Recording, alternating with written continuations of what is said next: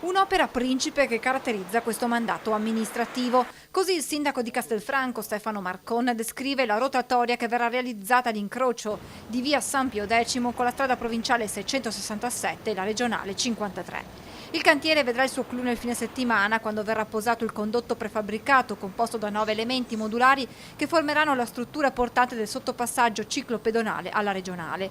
Contestualmente, accanto ai lavori sui sottoservizi, verrà improntata la rotatoria con possibilità di transito nella doppia direzione al termine dell'intervento.